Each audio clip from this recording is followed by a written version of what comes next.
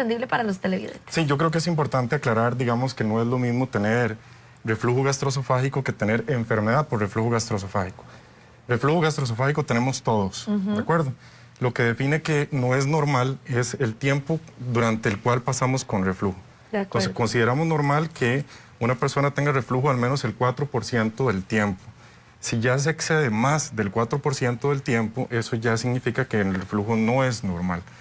Eso lo podemos medir a través de diferentes estudios y consideramos que hay enfermedad por reflujo gastroesofágico cuando el paciente, aparte de tener reflujo, tiene síntomas asociados con reflujo, digamos, y aparte de eso, complicaciones relacionadas con reflujo. Ya a partir de ahí se considera enfermedad por reflujo gastroesofágico. Excelente, doctor. Antes de continuar con la entrevista, quiero recordarles a todos que estamos en este momento en redes sociales y que pueden ingresar al Facebook Multimedios CR para que hagan sus consultas. De repente tienen alguna duda sobre el reflujo, que lo más importante es lo que usted nos decía.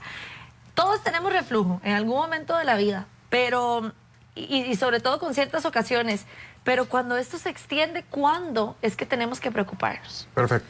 Sí, yo creo que tal vez lo más importante, y lo podemos aprovechar de una vez para mencionarlo, es cuáles son los síntomas que esperamos de reflujo. Nosotros hablamos de síntomas típicos, dos tipos de síntomas que son las agruras, ¿verdad? Que es esa sensación ácida que sube desde el estómago hacia la garganta. Y el otro síntoma muy común, que hablamos de un reflujo típico, es la regurgitación. La regurgitación es cuando se nos devuelve la comida involuntariamente, ¿verdad? Que uno siente que le llega hasta la boca y que es una sensación bastante incómoda. Sin llegar al vómito. Sin llegar al vómito, porque en el vómito hay una arcada que la precede. En este caso es simplemente que se devuelve la comida involuntariamente.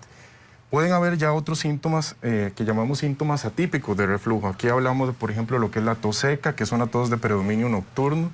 Puede presentarse también disfonía o ronquera, ¿verdad? Que es básicamente los pacientes que amanecen con la voz ronca porque han tenido reflujo durante la noche. Puede haber asma inducida por reflujo también, que es un tema importante. Algunos pacientes asmáticos, controlándose el reflujo, se le controla el asma. Otros síntomas pueden ser dolor en el pecho, dolor para tragar. Síntomas muy interesantes como la hipersensibilidad dental, ¿verdad? También puede ser producida por reflujo porque el reflujo llega hasta la boca y produce erosión del esmalte de los dientes y eso puede generar hipersensibilidad dental. Me llama la atención porque muchos de estos síntomas son muy normales, ¿verdad? Hay mucha gente que lo siente en su día a día, dice, uy, sí, de repente tengo mucho reflujo, tengo lo que llamamos la regurgitación, así se llama, ¿verdad? O hay personas que padecen de mal aliento. Tal vez se les hace la acumulación y nunca se van a revisar porque creen que es normal. Claro. Y esta es la parte donde se agrava la situación. Sí, por eso creo que es importante hablar del tema. Es parte de lo que nos motiva a hablar de esto. Porque realmente la mayoría de gente que consulta por reflujo consulta cuando ya está muy mal. Sí. Y muchos de esos pacientes que tienen síntomas atípicos, como los que mencioné ahorita, nunca consultan porque no saben que el reflujo puede provocar eso.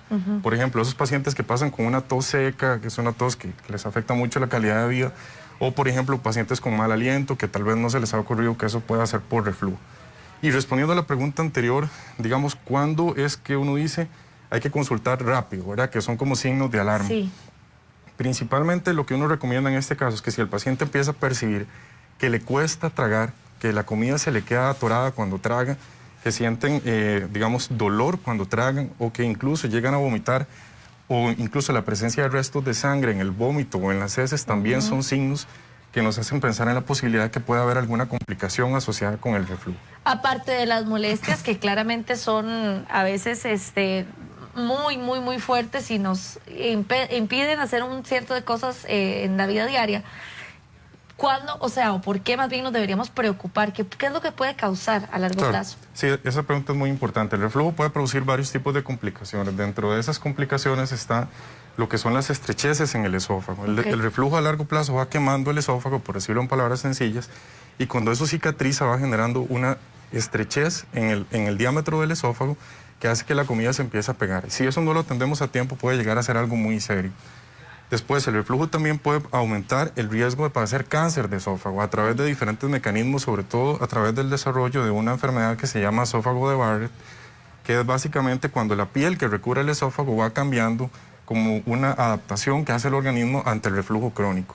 Entonces, si esa piel que recubre el esófago cambia eso aumenta el riesgo de padecer cáncer de esófago hasta 0.5% por año, ¿verdad? Estamos hablando que a 10 años estamos hablando de un 5% de riesgo de cáncer de esófago, entonces hay que decirlo así muy claro.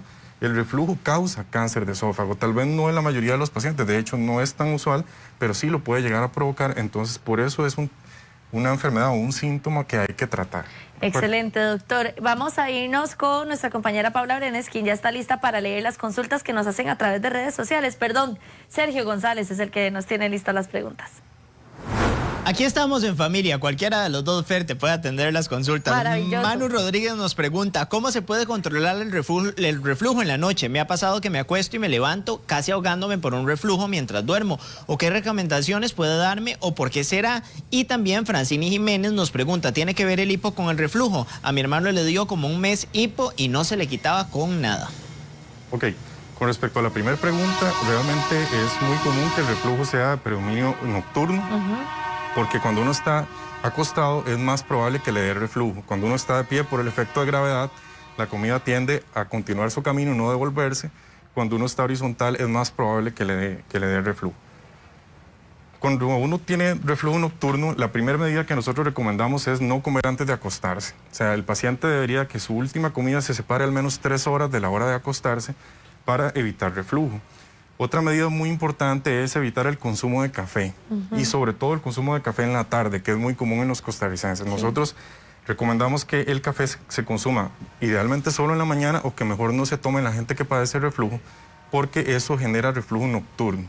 O sea, en general podemos recomendar a la gente que mejor no tome cafecito en la tarde. Sí, padecen de reflujo, sí, claramente. Si padecen de reflujo es preferible que no tomen café en la tarde, ni en la noche menos todavía. Claro, porque a veces no asocian una cosa con la otra, claro, que eso es lo más importante. Y ahí es donde ustedes tienen que poner mucha atención a lo que van sintiendo o a esos síntomas, porque de repente, pucha, mira, sí, yo no puedo dormir en las noches porque me da reflujo y puede ser el café de la tarde. Claro. Todo esto se puede ir resolviendo. Ahora, por eso le ligo la siguiente pregunta. ¿Qué tratamientos podemos utilizar, ya sea inmediatos y a largo plazo para los que ya son un poco más severos, casos más severos? Sí, bueno, tal vez para responder la otra pregunta nada más, básicamente, hipo, claro, sí, con respecto a lo del hipo nada más mencionar que no es un síntoma común del reflujo, pero hay que considerar que hay pacientes que tienen hernia tal, que de hecho la gente que tiene hernia tal, que es bastante común, que es casi el 30% de los adultos, el 95% de la gente que tiene hernia va a padecer reflujo. Okay. Y los que tienen hernia tal tienen más riesgo de padecer hipo. Entonces, eventualmente puede ser que una persona que tenga un hipo persistente pueda tener una hernia tal como una posible causa. Con respecto ya a la parte de tratamiento, nosotros nos enfocamos mucho en cambios en estilo de vida. Un detalle fundamental es que los factores de riesgo más importantes para padecer reflujo son el fumado, el tabaquismo, el consumo de licor, que son cosas que tratamos de recomendar a los pacientes que eviten para controlar el reflujo. Es fundamental que bajen de peso. Si el paciente aumenta peso, el reflujo aumenta. Y si tienen hernia tal y ganan peso, la hernia se hace más grande. Entonces van a tener más reflujo. Entonces son las primeras medidas que recomendamos. No comer antes de acostarse, como les mencioné ahorita. Y la otra cosa es, con respecto a la parte dietética, es los cuidados que tenemos que tener con las comidas. Entonces, debemos tratar de evitar todo lo que tenga cafeína. Así que no solamente es el café, sino la Coca-Cola, bebidas energéticas en general, el consumo de licor, el tabaquismo, como les mencionaba ahorita. Con respecto a otras bebidas, el consumo de todo lo que tenga etanol, no solamente cerveza, alcohol. Con respecto a lo que les decía también, el café, pero el chocolate también tiene una sustancia muy similar a la cafeína que puede provocar reflujo. Con respecto ya a otras comidas que sean muy ácidas, como los cítricos, comidas que sean muy grasosas, comidas que tengan muchos condimentos artificiales, todo eso puede provocar reflujo y es parte de las recomendaciones que le damos a los pacientes. Excelente. Si con todo eso de la dieta no logramos controlar los síntomas, ya aquí hay que empezar tratamientos. Y existen opciones de tratamiento que han avanzado mucho en los últimos años. Los tratamientos que funcionan mejor son unos que se llaman inhibidores de bomba de protones, como el omeprazol, el esomeprazol, etcétera, que controlan bastante bien los síntomas. Pero hay hasta un 30% de pacientes que no se controlan. Y en ellos es donde eventualmente se pueden considerar hasta una cirugía antirreflujo. Ok, muy interesante eso, porque ese es el tratamiento a largo plazo. Vamos a ir de nuevo con Sergio González, que tiene más consultas a través de redes sociales. Así es, Fer. Eve nos pregunta, ¿qué puede hacer uno con los ardores por el reflujo y dolor en el pecho? Además, nos dicen, bueno, felicitando al doctor, hay bastantes felicitaciones para el doctor. Y Silvia Zúñiga nos dice, ¿hay algún examen más profundo para determinar el reflujo? Excelente, esas son preguntas muy, muy importantes. Realmente, esta primera pregunta con respecto al dolor, etcétera, es un tema que es importante porque en ese contexto, si uno tiene dolor asociado al reflujo, es conveniente hacer una gastroscopía.